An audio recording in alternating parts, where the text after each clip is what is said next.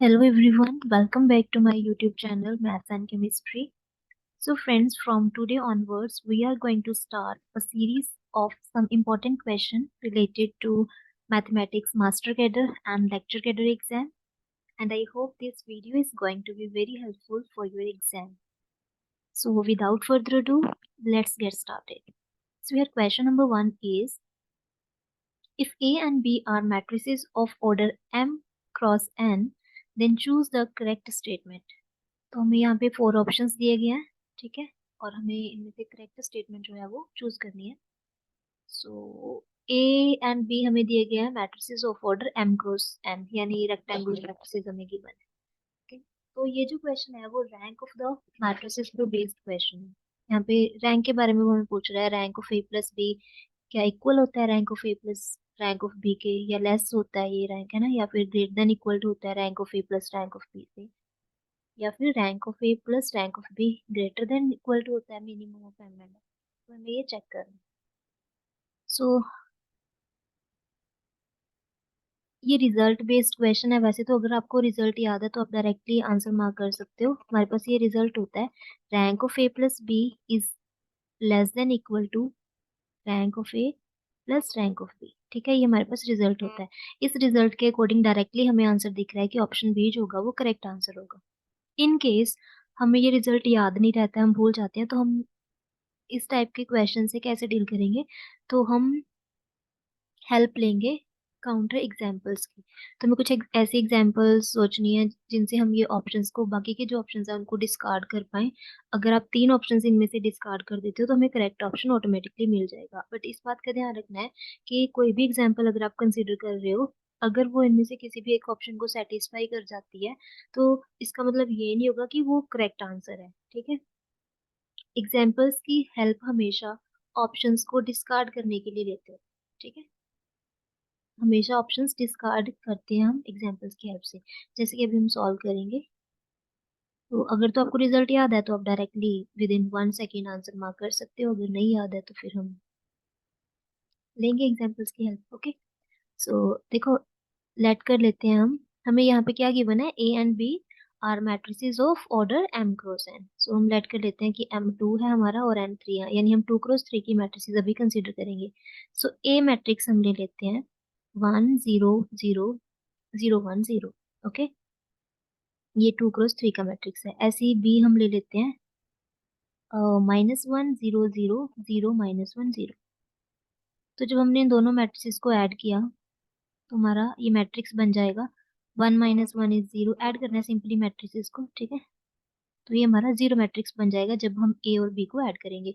तो इन सभी ऑप्शंस में हमें फाइंड क्या करना है, rank of A plus B की बात हो रही है या फिर rank of A and rank of B की. तो हम सबका रैंक निकाल लेते हैं पहले ये एग्जाम्पल के according. So rank of A plus B, zero matrix है A plus B, zero matrix का रैंक 0 होता है. ठीक है, तो हम निकालेंगे अब rank of A.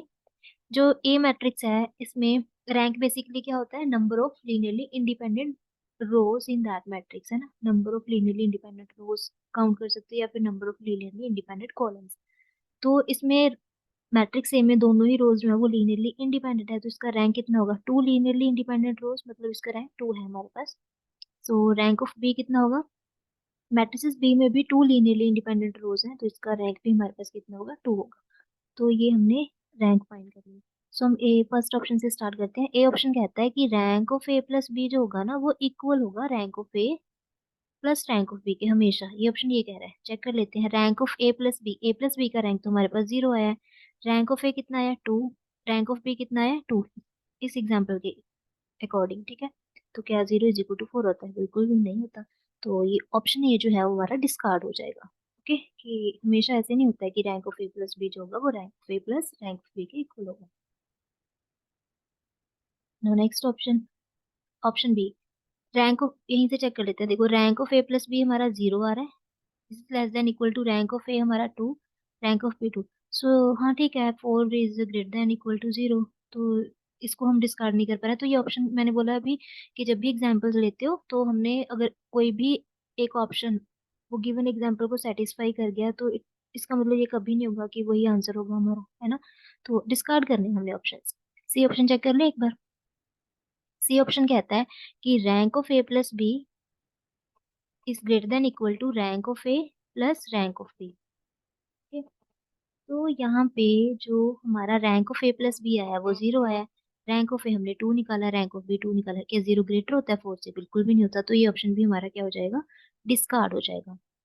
Option D क्या कहता है, rank of A plus B, rank of A plus rank of B, ये कितना आया था हमारे पास 2, रैंक ऑफ बी कितना आया था 2, ये ग्रेटर देन इक्वल टू होगा minimum of M and N. M and N का मिनिमम क्या है, हमारे पास 2 है। तो कहता कि ये ग्रेटर देन इक्वल टू होगा इनके मिनिमम से। हाँ बिल्कुल, ये ग्रेटर देन इक्वल टू आ रहा है। तो ये जो हमने एग्जाम्पल ली उससे हमारे 2 ऑप्शन तो रेस से बाहर हो गए। ये तो आंसर हो ही नहीं सकते, option A and option C. अब हमें डिसाइड करना है बी एंड डी में से कौन सा ऑप्शन करेक्ट है। तो ये एग्जांपल तो दोनों के लिए ट्रू हो रही है, बी भी ट्रू हो रहा है इस एग्जांपल की हेल्प से, डी ऑप्शन भी ट्रू हो रहा है। तो यानी हमें एग्जांपल यहाँ पे चेंज करना है। तो इसके लिए हम कुछ डिफरेंट एग्जांपल सोच लेते हैं। हम क्या करते हैं, हम ए मैट्रिक्स ले लेते हैं, सबसे आसान मैट्रिक्स लेते हैं, जीरो मैट्रिक्स है ना। बी भी ले लेते हैं जीरो मैट्रिक्स, क्योंकि यहाँ पे कुछ मेंशन नहीं है कि और भी नॉन जीरो है या कैसे है। तो let A is equal to zero matrix पे ऑर्डर हम सेम ही रख लेते हैं, 2 × 3, M is 2 here and N is 3, ठीक है। तो बी भी हम ले लेते हैं जीरो मैट्रिक्स। तो ए प्लस बी क्या आएगा, वो भी जीरो मैट्रिक्स आएगा। ए प्लस बी भी हमारे पास क्या बन जाएगा, जीरो मैट्रिक्स ही बन जाएगा इनको ऐड करने पे। तो rank of A plus B, zero matrix का रैंक तो जीरो होता है।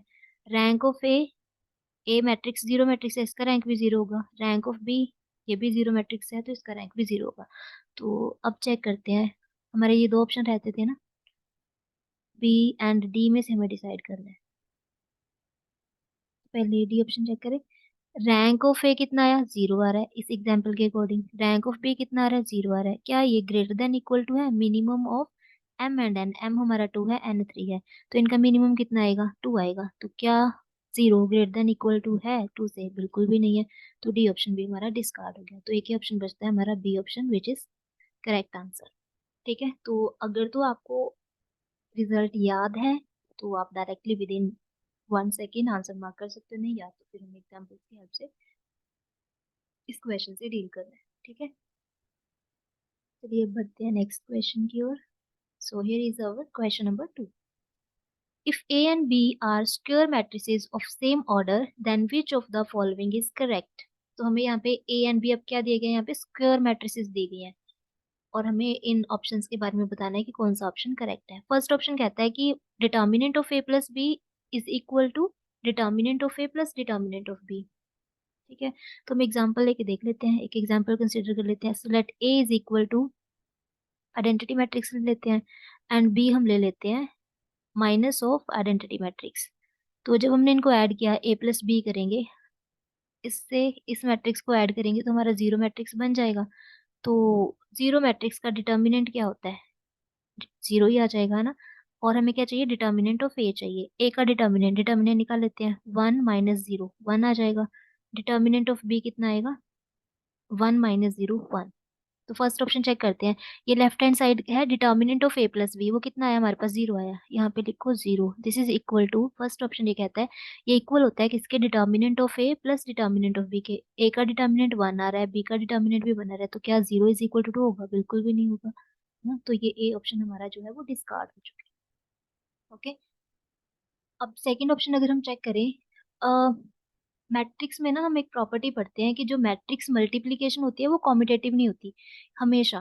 कि अगर ए को बी से मल्टीप्लाई करो एंड बी को ए से मल्टीप्लाई करो, जरूरी नहीं होता ये हमेशा ही इक्वल आएंगे। हमारे पास ऐसी एग्जांपल्स भी एग्जिस्ट करती है मैट्रिक्सेस की कि इनका प्रोडक्ट जो होता है वो हमारे पास इक्वल नहीं आता है, तो हमेशा ये कॉम्पिटेटिव नहीं होती है। तो ए प्लस बी का जब हम स्क्वायर करेंगे तो ये कैसा होगा, ए प्लस बी इंटू ए प्लस बी, है ना। स्क्वायर करेंगे तो ये बनेगा ए स्क्वायर। यहाँ पे ए को बी से मल्टीप्लाई कर रहे हो, फिर इधर बी से ए को मल्टीप्लाई करोगे, बी इंटू ए होगा, और यहाँ पे B into B, B square बन जाएगा, है ना। तो वो कहता है कि ए प्लस बी का स्क्वायर जो होगा वो A square plus 2ab plus B square के इक्वल होगा। ये रिजल्ट ये कहता है हमेशा होल्ड करता है। बट हमें पता है कि ये जो मैट्रिक्स मल्टीप्लिकेशन होती है वो हमेशा कॉम्पिटेटिव तो होती नहीं है। तो आप इन दोनों को ऐड कर ही नहीं सकते, तब तक नहीं कर सकते जब तक आपके पास ए और बी ऐसी मैट्रिसेस नहीं है कि ये कम्यूट कर रही हो, A B is equal to B A हो। अगर ये दोनों इक्वल आ रहा है फिर हम इनको टू ए बी लिख सकते हैं ऐड करके, है ना। हमें पता है ये हमेशा तो इक्वल आता नहीं, तो ये ऐड होंगे नहीं, है ना। सेम नहीं होंगे, ऐड तो हो जाएंगे, मतलब ऑर्डर इनका सेम होगा, ऐड हो जाएंगे, बट ये टू ए बी नहीं बनाएंगे, है ना। सेम नहीं आएगा इनका आंसर जब तक ये दोनों इक्वल नहीं है, तो ये आइडेंटिटी जो है वो हमेशा होल्ड नहीं करती है। तो ये भी हमारा ऑप्शन जो है वो रॉन्ग हो जाएगा। इसका रीजन यही है कि ये जो मैट्रिसेस होती हैं ए बी एंड बी ए, ये कॉम्पिटेटिव प्रॉपर्टी को हमेशा सेटिस्फाई नहीं करती है। और यहाँ पे ये टू ए बी तब तक नहीं बन सकता जब तक ए बी की वैल्यू बी ए के इक्वल नहीं। नेक्स्ट ऑप्शन कहता है हमें A B is equal to zero. अगर टू मैट्रिसेस का प्रोडक्ट जीरो है, वो कहता है इससे इंप्लाई होता है कि या तो ए मैट्रिक्स जीरो होगी या बी मैट्रिक्स जीरो होगी। ये हमें चेक करना है। तो ये हम कैसे चेक करेंगे?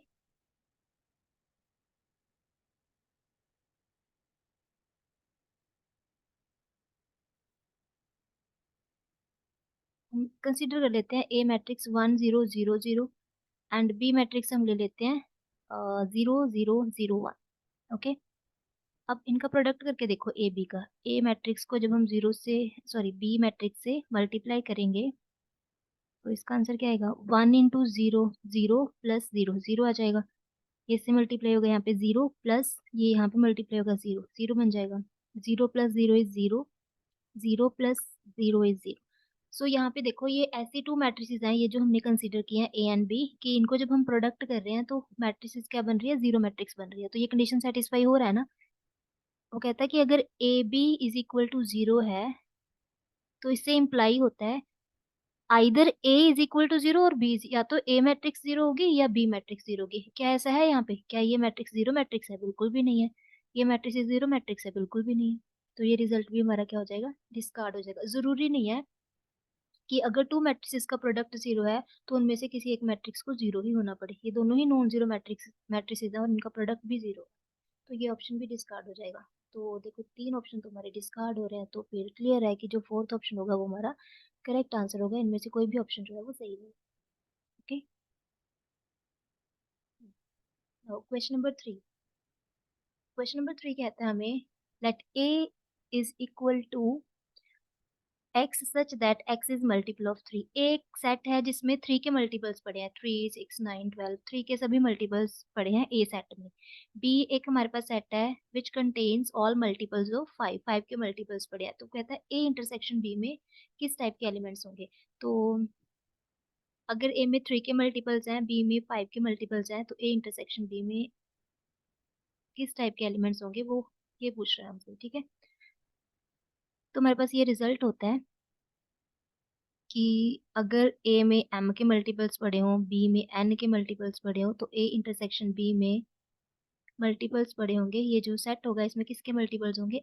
LCM of M and N के मल्टीपल्स होंगे। ठीक है, तो हमें पता है ए में जो है वो थ्री के मल्टीपल्स हैं, बी सेट में हमारे पास फाइव के मल्टीपल्स हैं। तो ए इंटरसेक्शन बी में किसके मल्टीपल्स होंगे? LCM of three and five. इनका हमें क्या लेना है? एलसीएम लेना है। एलसीएम कितना आ जाएगा? 15 आ जाएगा। यानी ए इंटरसेक्शन बी में 15 के मल्टीपल्स पड़े होंगे, यानी 15, 30, 45, जो 15 के मल्टीपल्स होंगे तो वो किस सेट में दिख रहे हैं? हमें ए सेट में दिख रहे हैं। ठीक है, 5 is not multiple of 15, 3 is not multiple of 15, 10 is not multiple of 15। तो ये ऑप्शन हमारे डिस्कार्ड हो जाएंगे। तो बस यहाँ पे ध्यान क्या रखना है, रिजल्ट क्या होता है हमारे पास।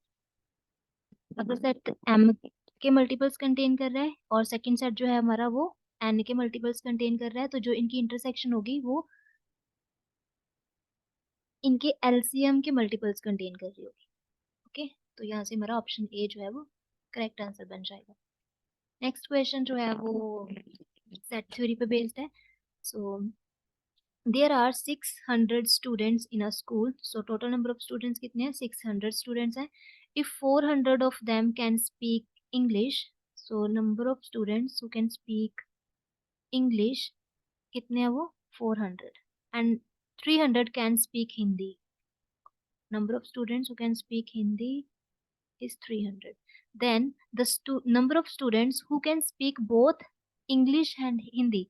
तो हमें वो स्टूडेंट्स बताने हैं जो इंग्लिश एंड हिंदी दोनों ही लैंग्वेजेस बोल सकते हैं। तो टोटल स्टूडेंट्स हमें कितने दिए गए हैं? 600 ना, तो ये हमें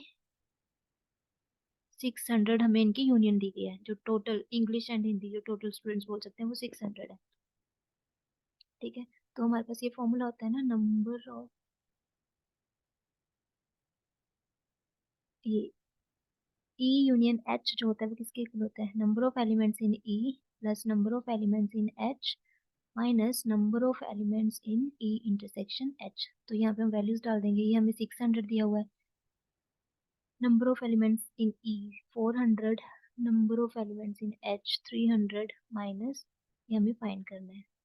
तो ये हमारा बन जाएगा 600 और यहाँ पे 700 minus number of elements in E intersection H. तो सॉल्व करोगे इसको तो ये बन जाएगा हमारा 700 minus 600 which is 100। So 100 students ऐसे होंगे जो इंग्लिश एंड हिंदी दोनों लैंग्वेजेस स्पीक कर सकते हैं। ठीक है, so option A is right answer here.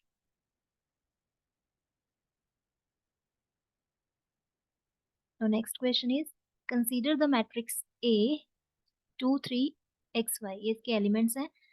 If the eigenvalues of A are 4 and 8 then what is the value of x and y, ये हमें बताना है। तो यहाँ पे हमें मैट्रिक्स A क्या दिया गया है, A हमें दिया गया है 2 3 x एंड y। वो कहता है ये ऐसा मैट्रिक्स है जिसकी आइगन वैल्यूज क्या दी गई है हमें, आइगन वैल्यूज क्या दी गई है 4 एंड 8। तुम्हें बताना है कि यहाँ पे x और y क्या होंगे, इनके बारे में बताना है। तो हमें रिजल्ट पता है, आइगन वैल्यू, आइगन वैल्यू से रिलेटेड हमारे पास रिजल्ट होता है कि जो ट्रेस होती है मैट्रिक्स की, ट्रेस ऑफ ए, ठीक है, वो किसके इक्वल होता है, सम ऑफ आइगन वैल्यूज के, सम ऑफ आइगन वैल्यूज के इक्वल होता है। एंड जो डिटर्मिनेंट ऑफ ए होता है वो किसके इक्वल होता है, प्रोडक्ट ऑफ आइगन वैल्यूज के इक्वल होता है। ठीक है, तो आइगन वैल्यूज हमें दी गई है 4 एंड 8। ट्रेस क्या होता है मैट्रिक्स का, जो डायगोनल एंट्रीज होती है उनका सम होता है ना, ट्रेस क्या होता है, डायगोनल एंट्रीज का सम होता है। तो ट्रेस ऑफ ए अगर हम बाय डेफिनेशन जाए तो कितना रहा है, 2 + y। ठीक है, और trace of A sum of eigenvalues के भी इक्वल होता है। तो हमें आइगन वैल्यूज दी हुई है तो हम यहाँ से इनका यूज करेंगे, कितना आ जाएगा 12 आ जाएगा, 4 + 8 सम ऑफ आइगन वैल्यूज। तो यहाँ से y कितना आ जाएगा हमारा 12 - 2 विच इज 10। तो y इज इक्वल टू 10 देख लेते हैं, यहाँ भी पढ़ा है यहाँ भी पढ़ा है, तो ये तो आंसर नहीं हो सकता, ये भी नहीं हो सकता। अब इनमें से हमें डिसाइड करना है। नेक्स्ट है डिटर्मिनेंट ऑफ ए, हमारे पास होता है प्रोडक्ट ऑफ आइगन वैल्यूज के इक्वल। तो डिटर्मिनेंट निकालना है यहाँ से, ए मैट्रिक्स का डिटर्मिनेंट कितना आएगा, 2y - 3x, 2y - 3x, वो किसके इक्वल होता है, प्रोडक्ट ऑफ आइगन वैल्यूज, इनका प्रोडक्ट कितना आएगा 32 आएगा, और y की वैल्यू हम पहले ही निकाल चुके हैं विच इज 10। तो यहाँ पे कितना आएगा 20 - 3x is equal to 32। Okay, तो यहाँ से इतना तो दिख ही रहा है कि नेगेटिव आंसर हमारे पास बनने वाला है। तो 20 - 32 इज 12, 3x को हम यहाँ पे ले जाते हैं, ये -12 होगा, 20 - 32, तो x हमारा कितना आ जाएगा -4। So option D is right answer. तो ये हमारा डिस्कार्ड हो जाएगा। ओके जी, नेक्स्ट क्वेश्चन जो है वो ग्रुप थ्योरी से रिलेटेड है। What is the smallest positive integer n such that there are two known isomorphic groups of order n? तो हमें इनमें से बताना है कि इनमें से स्मॉलेस्ट पॉजिटिव इंटीजर n इनमें से क्या हो सकता है, 2 3 4 और 5 में से, such that there are two non isomorphic groups of order n। इस पर्टिकुलर ऑर्डर के हमारे पास two non isomorphic groups exist करते हैं। सो हम रिजल्ट पढ़ते हैं ग्रुप थ्योरी में, every group of prime order is cyclic, ये पढ़ते हैं। ठीक है, एक तो ये रिजल्ट पढ़ते हैं, और सेकंड रिजल्ट हम पढ़ते हैं कि finite cyclic groups of same order, finite cyclic groups of same order are isomorphic, finite cyclic groups of same order are isomorphic. So हमने पढ़ा पहले every group of prime order is cyclic. तो यहाँ से अगर हम फर्स्ट ऑप्शन उठाते हैं, 2 तो एक प्राइम नंबर है, तो अगर ग्रुप का ऑर्डर 2 हुआ हमारे पास तो वो तो साइक्लिक बन जाएगा। ठीक है, तो लेट कर लेते हैं जी, हमारा ग्रुप है जिसका ऑर्डर कितना है हमारे पास 2 है, तो ये तो साइक्लिक ग्रुप हो गया because every group of prime order is cyclic. तो उसके बाद हमने पढ़ा finite cyclic groups of same order are isomorphic. अब अगर आप टू ऑर्डर के कोई और ग्रुप्स लेते हो तो हमेशा वो साइक्लिक तो बनेंगे क्योंकि उनका ऑर्डर प्राइम है ना। मान लो कोई एच ले लेते हो आप एक ग्रुप और जिसका ऑर्डर टू है, तो वो भी साइक्लिक होगा क्योंकि every group of prime order is cyclic. और अभी हमने पढ़ा कि फाइनाइट साइक्लिक ग्रुप्स, ये भी साइक्लिक ग्रुप है फाइनाइट, ये भी साइक्लिक ग्रुप है फाइनाइट, अगर उनका ऑर्डर सेम हो तो वो क्या होते हैं, आइसोमॉर्फिक होता है। तो यहाँ से जी एंड एच तो आइसोमॉर्फिक हो जाएंगे, है ना।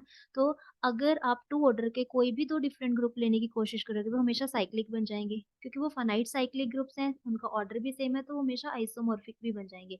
तो टू ऑर्डर का आप कभी भी नॉन आइसोमॉर्फिक दो डिफरेंट डिफरेंट ग्रुप्स नहीं ढूंढ पाओगे। जो भी ग्रुप्स होंगे टू ऑर्डर के वो सब आइसोमॉर्फिक होते रहेंगे, ठीक है। कभी भी नॉन आइसोमॉर्फिक ग्रुप्स आप टू ऑर्डर के नहीं ढूंढ पाओगे। तो हर प्राइम नंबर के लिए ये रिजल्ट एग्जिस्ट करेगा। थ्री भी यहाँ पे प्राइम नंबर है, तो अगर आप थ्री ऑर्डर के कोई भी दो ग्रुप्स लेते हो तो क्या होंगे, क्योंकि उनका थ्री प्राइम है तो वो दोनों जो ग्रुप्स होंगे वो साइक्लिक होंगे। साइक्लिक है क्योंकि उनका ऑर्डर सेम है तो वो आइसोमॉर्फिक हो जाएंगे। तो नॉन आइसोमॉर्फिक ग्रुप्स नहीं ढूंढ पाएंगे हम थ्री ऑर्डर के। ऐसे ही फाइव भी यहाँ पे प्राइम नंबर है। क्लियर। तो ये फोर बचता है यहाँ पे। तो फोर एक ऐसा नंबर है, पॉजिटिव इंटीजर है, कि इसके लिए हमारे पास टू नॉन आइसोमॉर्फिक ग्रुप्स जो है वो एग्जिस्ट करते हैं। तो ऑर्डर ऑफ जी अगर आप फोर लेते हो तो नॉन आइसोमॉर्फिक एक तो जेड फोर होता है साइक्लिक ग्रुप, है ना, जेड फोर। और एक होता है हमारे पास के फोर के लाइन्स फोर ग्रुप, और ये आइसोमॉर्फिक नहीं होते हैं। These are non isomorphic groups of order four. ठीक है। तो यहाँ पे बस समझने की बात ये है कि तीन यहाँ पे हमें प्राइम नंबर दिए गए। तो every group of prime order is cyclic, cyclic होता है। तो अगर आप थ्री ऑर्डर ले रहे हो तो थ्री ऑर्डर का हर ग्रुप साइक्लिक होगा। अगर आप डिफरेंट ग्रुप लेते भी हो थ्री ऑर्डर का, डिफरेंट ग्रुप ले लेते हो थ्री ऑर्डर का, ये दोनों ही साइक्लिक हो जाएंगे। और हमें पढ़ा है finite cyclic group of same order are isomorphic, तो हमेशा आइसोमॉर्फिक बनते जाएंगे, नॉन आइसोमॉर्फिक हम ढूंढ ही नहीं पाएंगे। ठीक है। तो ये प्राइम ऑप्शन जो प्राइम नंबर है ये तो बार ये आंसर हमारे हो ही नहीं सकते हैं। तो यहाँ पे एक ही ऑप्शन बचता है फोर। ठीक है। तो फोर एक ऐसा पॉजिटिव इंटीजर है जिसके कॉरेस्पॉन्डिंग हमारे पास टू नॉन आइसोमॉर्फिक ग्रुप्स जो है वो एग्जिस्ट करते हैं। और ये एग्जांपल्स आप ले सकते हो Z four which is cyclic, and के फोर जो होता है वो ये साइक्लिक नहीं होता, अबीलियन होता है, तो ये नॉन आइसोमॉर्फिक ग्रुप्स है। ठीक है। के लाइंस फोर ग्रुप बोलते हैं के फोर को। नेक्स्ट है a unit vector perpendicular to the vectors I plus j plus k and I plus 2j plus 4k is, इनमें से ऐसा कौन सा वेक्टर है जो यूनिट वेक्टर है और जो परपेंडिकुलर होगा ये गिवन दोनों वेक्टर्स के। तुम्हें पता है कि A vector is perpendicular to B vector हम कब बोलते हैं, अगर उन दोनों वेक्टर्स का डॉट प्रोडक्ट किया जाए जीरो होता है। ठीक है। अब यहाँ पे उन्होंने बोला है कि यूनिट वेक्टर होना चाहिए, पहले तो यूनिट वेक्टर होना चाहिए जो भी हमें ऑप्शंस नीचे दिए गए हैं, a unit vector which is perpendicular to this and this, तो दोनों के परपेंडिकुलर है। तो पहले इनमें से हम देख लेते हैं ये क्या ये यूनिट वेक्टर्स हैं। यूनिट वेक्टर कौन से होते हैं जिनकी लेंथ वन होती है। तो फर्स्ट वाला ऑप्शन अगर हम फर्स्ट ऑप्शन कंसीडर करें, two I plus three J plus four के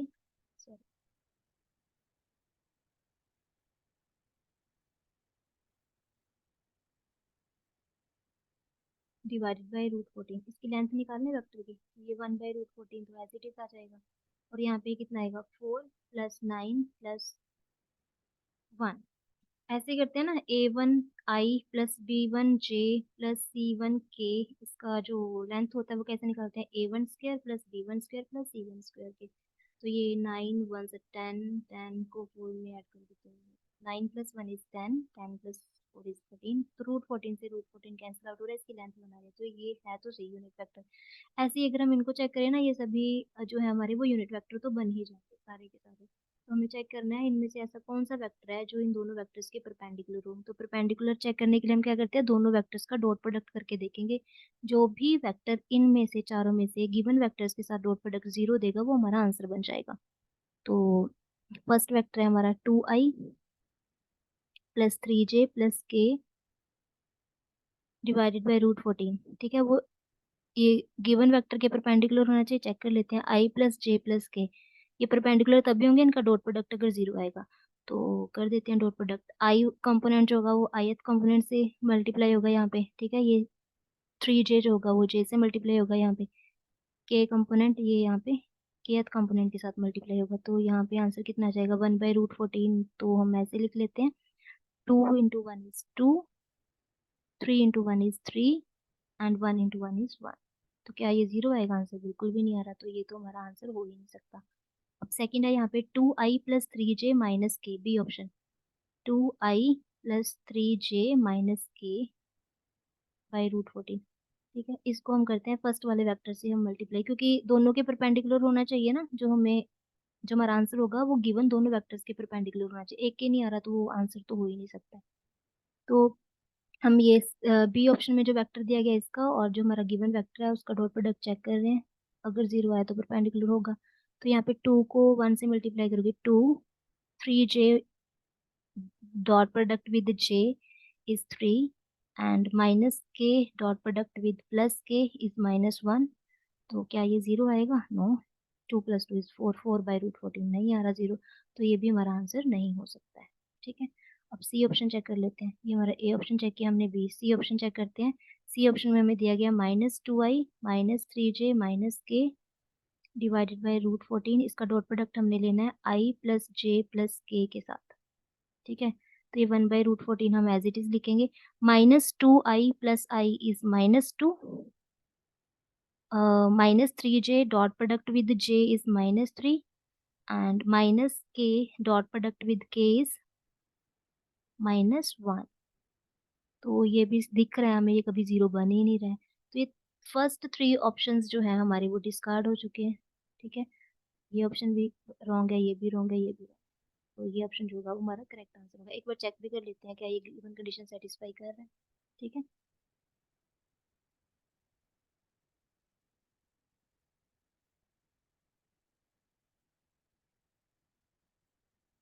तो इस क्वेश्चन में बस हमें यही चेक करना था, हमें यूनिट वेक्टर चाहिए थे। तो सबसे पहले चेक कर लो क्या इनकी लेंथ 1 आ रही है, क्या ये यूनिट वेक्टर है? वो हमारे चारों के चारों वेक्टर्स ही यूनिट वेक्टर बन रहे थे। लेंथ निकालोगे सबका 1 ही आएगा। तो फिर हमें सेकंड कंडीशन चेक करनी पड़ रही है यहाँ पे कि ये जो आंसर होगा ना वो दोनों गिवन वेक्टर्स के परपेंडिकुलर भी होना चाहिए। तो चेक कर लेते हैं। हमारा ये दिया हुआ है 2i माइनस 3j जो फोर्थ ऑप्शन है plus K divided by root 14। हमें इसका डॉट प्रोडक्ट निकालना है गिवन वेक्टर के साथ, i प्लस j प्लस के साथ।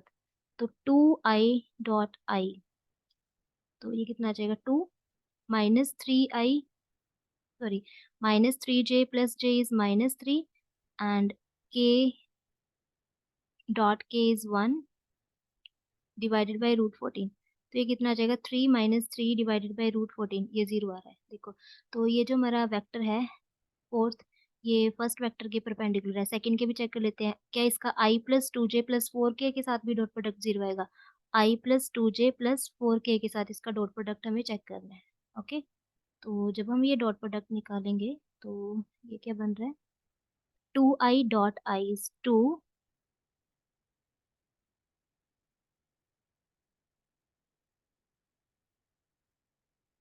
2i dot I is 2 -3j dot 2j is -6। ठीक है, वेक्टर डॉट प्रोडक्ट कर रहे हैं हम। के वेक्टर को जब आप मल्टीप्लाई करोगे 4k से तो यहाँ पे कितना आ जाएगा? 4 डिवाइडेड बाई रूट 14। और ये भी हमें दिख रहा है ये -4 + 4 बाई रूट 14। तो ये भी 0 आ रहा है। तो ये फोर्थ वेक्टर ऐसा है जो गिवन वेक्टर्स के साथ डॉट प्रोडक्ट 0 दे रहा है। इट मीन्स ये दोनों वेक्टर्स के परपेंडिकुलर भी है और इसका मॉडुलस जो है वो 1 आएगा। तो ये यूनिट वेक्टर है which is perpendicular to given vectors. So this is our correct answer, option D. हाँ जी, नेक्स्ट क्वेश्चन है हमारे पास। If A is a square matrix of order n, हमें क्या दिया हुआ है? If A is a square matrix of order n, then find the value of adjoint A. हमें इसका वैल्यू बताना है क्या होगा। Okay, so as we know that A inverse जो होता है वो किसके इक्वल होता है? A inverse is equal to 1/, determinant of A into adjoint of A के इक्वल होता है। तो यहाँ से अगर हम एडजॉइंट ए की वैल्यू निकालें तो ये इधर मल्टीप्लाई हो जाएगा ना। डिटर्मिनेंट एक नंबर आता है, नंबर यहाँ पे जाके मल्टीप्लाई हो जाएगा। ये आ जाएगा A inverse into determinant of A adjoint of A. ये बन जाएगा। हमें वैल्यू किसका निकालना है? एडजॉइंट ऑफ एडजॉइंट ए का वैल्यू निकालना है। ओके, तो एडजॉइंट ए की वैल्यू हमारे पास कितनी आ गई है? A inverse into determinant of A. अगर हम इसको ए से मल्टीप्लाई कर दें ये बन जाएगा ए, क्या करते हैं दोनों साइड ए मैट्रिक्स से मल्टीप्लाई कर देते हैं। ए एडजॉइंट ऑफ ए, यहाँ पे भी ए से हमने प्री मल्टीप्लाई कर दिया। मैट्रिक्स को उसके इनवर्स से मल्टीप्लाई कर देते हैं तो वो आइडेंटिटी मैट्रिक्स बन जाता है। तो ये बन जाएगा हमारे पास determinant of A into I, identity matrix. ठीक है, ये बन जाएगा। हमें वैल्यू निकालनी है एडजॉइंट ऑफ एडजॉइंट ए की, तो हम यहाँ पे पुट कर देते हैं ए मैट्रिक्स को एडजॉइंट ए। तो इससे क्या होगा, यहाँ पे पुट कर दो इसमें, ए को हम डालने वाले हैं यहाँ पे एडजॉइंट ए, और आगे क्या है adjoint of A, adjoint A की वैल्यू फिर से हम डालने वाले हैं adjoint of A, this is equal to यहाँ पे आ जाएगा डिटर्मिनेंट ऑफ ए की प्लेस पे हम क्या रख रहे हैं यहाँ पे एडजॉइंट ऑफ ए इंटू आई, और हमारे पास ये रिजल्ट होता है determinant of adjoint of A is equal to determinant of A raised to power n minus one. n minus one, n क्या होता है यहाँ पे, अगर A n क्रॉस n का मैट्रिक्स है तो हमारे पास यहाँ पे डिटर्मिनेंट ऑफ A की पावर n माइनस वन हम लिखते हैं। अगर हमें एडजॉइंट A का डिटर्मिनेंट निकालना हो तो यहाँ पे वैल्यू डाल देंगे एडजॉइंट A, यहाँ पे आ रहा है adjoint of adjoint A is equal to determinant of adjoint A किसके इक्वल होता है, determinant of A raise to power n minus one, यहाँ पे कितना आ जाएगा I। ठीक है, अब एडजॉइंट ए की वैल्यू कितनी होती है, हमने निकाली थी ना अभी, एडजॉइंट ए की वैल्यू होती है A inverse into determinant of A, ये आएगा एडजॉइंट ऑफ ए के equal which is determinant of A raise to power n minus one into I. तो ये डिटर्मिनेंट ऑफ ए तो एक नंबर है ना, तो यहाँ पे ये अपॉन में चला जाएगा A inverse adjoint of A is equal to determinant of A n minus one into I upon determinant of A. तो न्यूमरेटर में जाके ये सब्ट्रैक्ट हो जाएगी पावर, तो A inverse adjoint of A किसके इक्वल आ गया, determinant of A raise to power n minus one into I के इक्वल आ गया। लेकिन हमें वैल्यू तो इसकी चाहिए, तो हमें क्या करना पड़ेगा, यहाँ पे ए से प्री मल्टीप्लाई करना पड़ेगा। तो ए से हम प्री मल्टीप्लाई कर दें यहाँ पे, तो जब हम यहाँ पे ए से मल्टीप्लाई करेंगे ए इंटू ए इनवर्स, तो आइडेंटिटी मैट्रिक्स बन जाएगा। आइडेंटिटी मैट्रिक्स को आप किसी भी और मैट्रिक्स से मल्टीप्लाई करते हो तो वही मैट्रिक्स आंसर आ जाता है हमारे पास। Adjoint of A is equal to, यहाँ पे आपने ए से मल्टीप्लाई कर दिया ए इंटू आई, तो वो ए ही रहेगा ना, A into determinant of A raise to power n minus two. तो ये ऑप्शन हमारा पड़ा है option B, this is correct answer. Okay,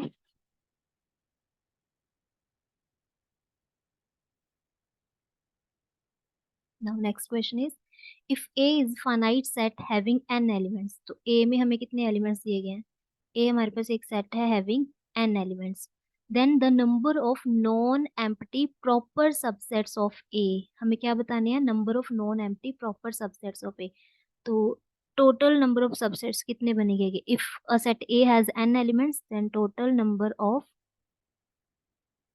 subsets of A किसके इक्वल होते हैं, two raise to power n के इक्वल होते हैं। ठीक है, तो अब हमें बताना है इनमें से नॉन एम्प्टी प्रॉपर सबसेट्स। ठीक है, तो जब हम ए के सबसेट्स बना रहे होते हैं जो two raise to power n subsets होंगे, इनमें दो सबसेट्स तो ऐसे होते हैं, एक फाई होता है और एक ए होता है, बाकी सब प्रॉपर होते हैं ना इसके बीच में।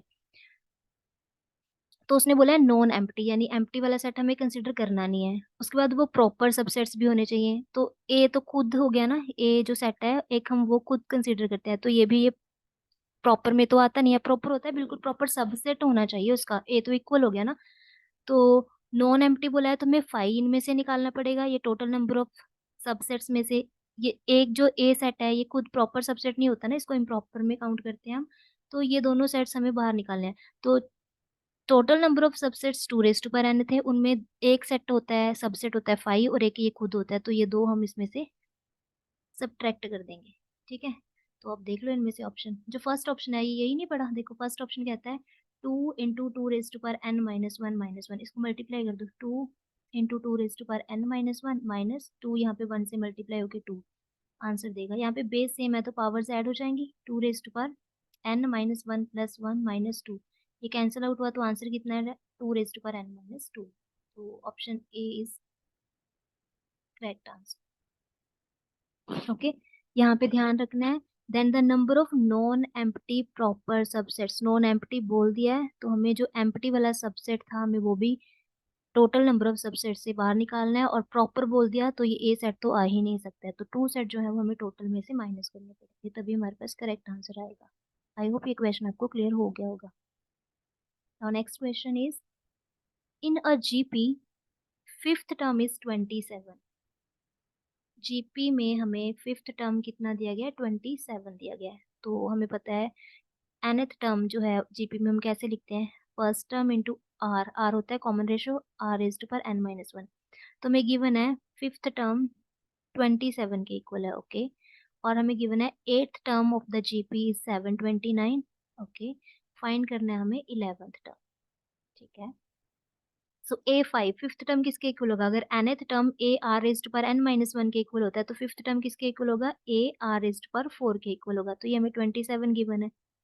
ए एट ये किसके इक्वल होगा, ए आर रेज्ड पर 7 के इक्वल होगा। तो ये कितना है हमारे पास 729 है। तो हमें वैल्यू किसकी फाइंड करनी है, हमें ए 11 निकालना है।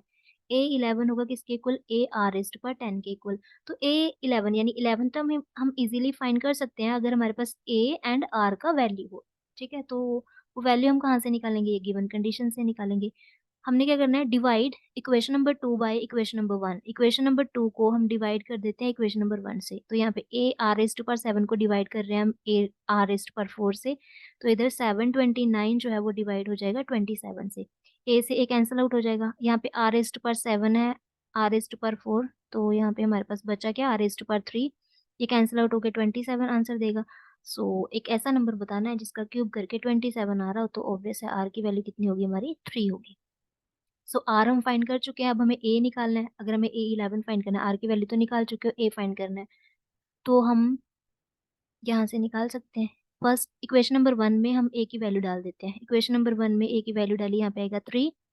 आर रेस्ट पर 4 इज इक्वल टू 27। तो आर रेस्ट पर 4 कितना आ जाएगा, ओ सॉरी आर की वैल्यू पुट करनी है हमने, ये आर की वैल्यू हमारे पास आई है।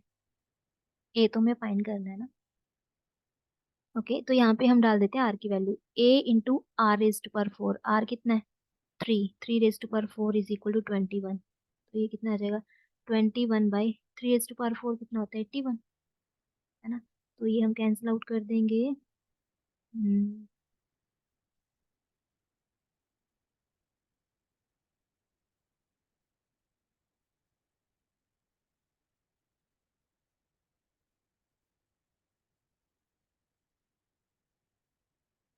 और यहाँ पे 27 है, वेट।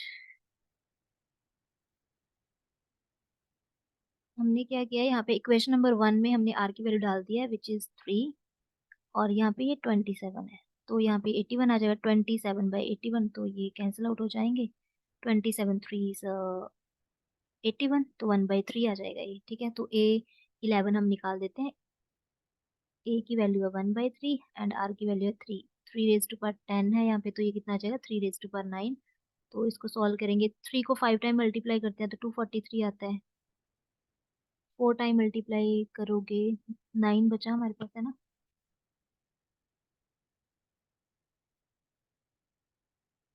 तो यहाँ पे कितना आ जाएगा, 81, ओके। फिर हम ये देख लेते हैं लास्ट डिजिट, देखो यहाँ से 3 आ रहा है ना हमारे पास, तो 3 कहाँ पे पड़ा है, 19683 में पड़ा है। तो यहाँ से डी ऑप्शन हमारा जो है इसका आंसर है, क्योंकि हमें यहाँ पे दिख रहा है ना मल्टीप्लाई करने पे लास्ट डिजिट जो है वो हमारा कितना आएगा, 3 आएगा, ठीक है। सो आज के लिए इतना ही। So thanks for watching.